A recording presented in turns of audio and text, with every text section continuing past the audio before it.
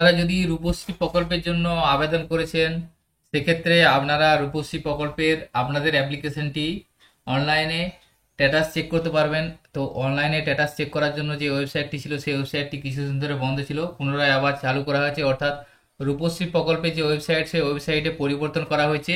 আগে রূপশ্রী প্রকল্পের 2.0 version website ছিল, এখন রূপশ্রী প্রকল্পের নেক্সট জেনারেশন 3.0 করা হয়েছে এবং ওয়েবসাইটে পরিবর্তন করা হয়েছে এবং ট্র্যাক অ্যাপ্লিকেশন সিস্টেমটাও পরিবর্তন করা হয়েছে।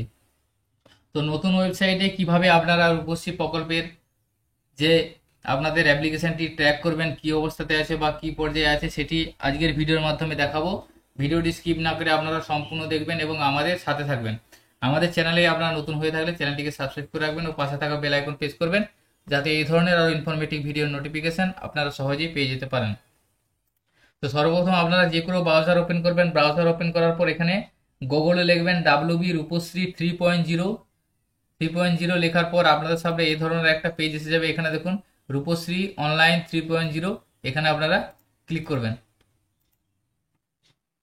এখানে ক্লিক করার পর দেখুন আপনাদের কাছে এই নতুন যে রূপশ্রীর ওয়েবসাইট, সেই ওয়েবসাইটটা এখানে শো করে যাচ্ছে, নেক্সট জেনারেশন রূপশ্রী 3.0। পোর্টালটা আপনারা সরাসরি পোর্টালের লিঙ্কেও যেতে পারবেন। এই পোর্টালের লিঙ্ক আমি ভিডিও ডিসক্রিপশনে দিয়ে রাখবো, সেখান থেকে আপনারা ওপেন করতে পারবেন। রূপশ্রী.wb.gov.in এই লিঙ্কটা ওপেন করলে আপনারা সরাসরি এই ওয়েবসাইটের মাধ্যমে আসতে পারবেন। এবং এখানে দেখুন লগ ইন অপশন আছে। লগ ইন অর্থাৎ ইউজার নেম পাসওয়ার্ড, এটা হচ্ছে অফিস লগ ইন। এখানে সিটিজেন সার্ভিসের কিছু করা যাবে না।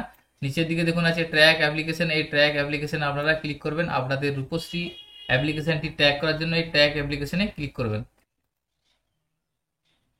এখানে রূপশ্রী প্রকল্পের সার্চের পেজটি খুলে যাবে। এখানে দেখুন আপনাদের কাছে অ্যাপ্লিকেন্ট আইডি চাইবে। এখানে আপনারা যখন রূপশ্রী প্রকল্পের জন্য ফর্ম জমা করেছিলেন এবং আপনাদের রূপশ্রী ফর্মটি এন্ট্রি হওয়ার পর আপনাদের মোবাইলে একটি ইউজার আইডি আসবে। সেই ইউজার আইডিটা এখানে লিখতে হবে। প্লিজ ইন্টার অ্যাপ্লিকেন্ট আইডির জায়গায় ইউজার আইডিটা লিখবেন। যদি আপনারা ইউজার আইডি না পেয়ে থাকেন, তাহলে আপনাদের নিকটতম বা নিয়ারেস্ট যে ব্লক, সেই ব্লকে আপনারা ফর্ম জমা করেছিলেন, সেই ব্লক বা বিডিও অফিসে গিয়ে আপনারা অ্যাপ্লিকেশন আইডিটি সংগ্রহ করে নেবেন। অ্যাপ্লিকেশন আইডিটা এখানে লিখবেন। লেখার পর এখানে অ্যাপ্লিকেন্ট ইয়ারটা 25-26 থাকবে এবং যে ক্যাপচারটা আছে, ক্যাপচারটা এখানে লিখবেন। লেখার পর সার্চ অপশানে ক্লিক করবেন। সার্চে ক্লিক করার পর দেখুন এখানে ডিটেলসটা শো করে যাবে। আমি একটা রূপশ্রী অ্যাপ্লিকেন্ট আইডি দিয়ে সার্চ করলাম। এখানে দেখুন অ্যাপ্লিকেন্ট আইডি দিয়ে আমি সার্চ করার পর ডিটেলসটা এখানে এসে যাচ্ছে। এখানে অ্যাপ্লিকেন্ট আইডি নাম্বারটা শো করে যাচ্ছে এবং এখানে দেখুন ডিটেলসে প্রথমেই বলা আছে এখানে অ্যাপ্লিকেন্ট নেম, অর্থাৎ আবেদনকারী যার, তার নামটা শো করছে। এরপরে তারপর দেখুন পাত্রের নাম শো করবে এবং ডেট অফ বার্থ শো করে যাচ্ছে এবং প্রপোজ ম্যারেজ ডেট, যে বিবাহ দিন, সেই দিনটা শো করে যাচ্ছে, তারিখটা, এবং এখানে অ্যাড্রেসটা শো করছে এবং স্ট্যাটাস ট্র্যাকিং অফ অ্যাপ্লিকেন্ট। এখান থেকে আপনারা আপনাদের স্ট্যাটাসটা দেখে নিতে পারবেন। এখানে স্ট্যাটাস অফ অ্যাপ্লিকেন্টে আমি যে অ্যাপ্লিকেশনটা খুলেছি সেটা কি বলা আছে, স্যানশন, অর্থাৎ এই অ্যাপ্লিকেশনটি স্যানশন হয়েছে।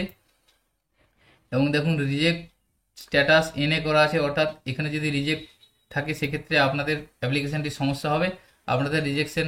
তো এখানে যে অ্যাপ্লিকেশনটি আমি ওপেন করেছি, এটা কোনো রিজেকশন নেই। এখানে ফিজিক্যালি ভেরিফিকেশন যেখানে যে ডেটে হয়েছে সেই ডেটটাও শো করে যাচ্ছে এবং স্যানশন অর্ডার নাম্বার একটা শো করছে।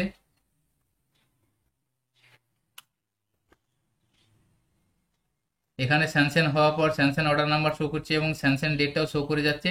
এবং ডান দিকে দেখুন আইএফএম স্ট্যাটাস, অর্থাৎ এই জায়গাটাতে পেমেন্ট স্ট্যাটাসে কি দেখাচ্ছে, পেমেন্ট সাকসেসফুলি, অর্থাৎ এই অ্যাপ্লিকেন্ট তার ব্যাংকের অ্যাকাউন্টে পেমেন্ট ক্রেডিট হয়ে গেছে এবং একটা ইউটিআর নাম্বারও জেনারেট হয়ে গেছে। এইভাবে আপনারা অ্যাপ্লিকেশন স্ট্যাটাস চেক করে নেবেন। তো এই অ্যাপ্লিকেন্টের টাকা ক্রেডিট হওয়ার পর আমি স্ট্যাটাসটা দেখালাম, তো আপনাদের সামনে আরেকটা অ্যাপ্লিকেন্টের স্ট্যাটাস দেখাচ্ছি, সেটা আপনারা দেখুন।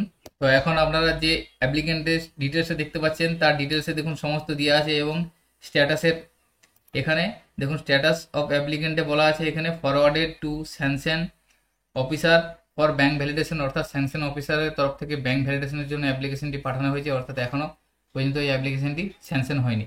যদি স্যাংশন হয়ে যায় সেক্ষেত্রে আপনাদের এখানে স্যাংশন অর্ডার নাম্বার একটা পেয়ে যাবেন এবং স্যাংশন ডেটটা এখানে শো করবে। এছাড়াও যদি অ্যাপ্লিকেন্ট কোনো কারণে রিজেক্ট হয়ে থাকে, তাহলে এখানে রিজেক্ট স্ট্যাটাসে সেটা শো করবে কী কারণে রিজেক্ট হয়েছে। এবং আইএফএমএস স্ট্যাটাস দেখুন এখানে পেমেন্ট স্ট্যাটাসে এনএ করা আছে, অর্থাৎ পেমেন্ট এখনও ক্রেডিট হয়নি, সেই জন্য আইএফএমএস স্ট্যাটাসগুলো সব এনএ করা আছে। পেমেন্ট হয়ে গেলে পেমেন্টের ডেট শো করবে এবং রিজেকশন হলে রিজেকশনের রিজন কারণটা এখানে শো করবে। তো এইভাবে আপনারা নতুন 3.0 পোর্টালের মাধ্যমে আপনাদের রূপশ্রী অ্যাপ্লিকেশনের স্ট্যাটাসটা খুব সহজেই জেনে নিতে পারবেন। তো আজকের ভিডিওতে এই ইনফরমেশনটি আপনাদের সাথে শেয়ার করা ছিল। সকলের সুবিধার্থে ভিডিওটি শেয়ার করবেন এবং ভিডিওটি যদি ভালো লাগে লাইক করবেন। আমাদের চ্যানেলে যদি আপনারা নতুন হয়ে থাকেন চ্যানেলটিকে সাবস্ক্রাইব করে রাখবেন। সকলে ভালো থাকবেন, সুস্থ থাকবেন, ধন্যবাদ।